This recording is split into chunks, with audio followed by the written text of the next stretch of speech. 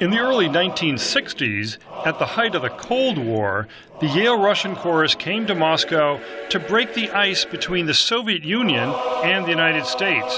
Fast forward 50 years, and Americans and Russians are once again using music to defrost the chill between their two countries.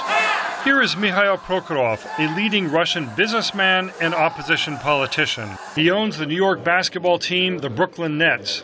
He brought the dance group Ill Style and Peace Productions from Philadelphia to Moscow. It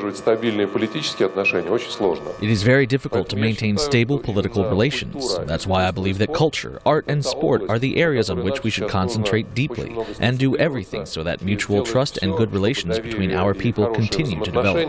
The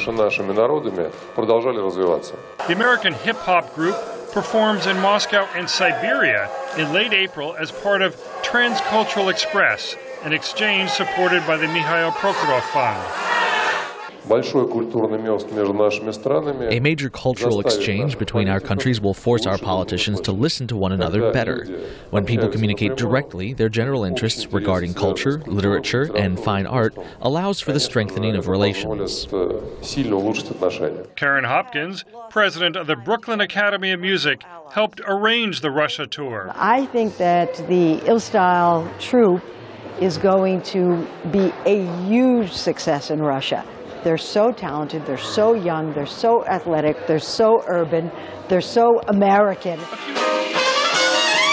A few days earlier, Irvin Mayfield and his New Orleans Jazz Orchestra played to a packed house in Spaso House, the residence of the United States ambassador to Russia.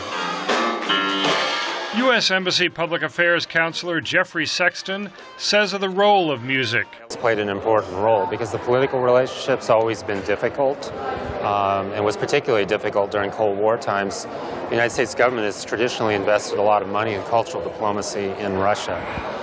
And we have found it to be a very effective tool of communicating with Russians precisely because they love culture themselves so much here.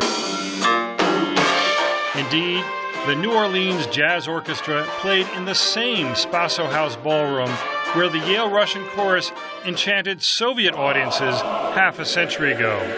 James Brooke, VOA News, Moscow.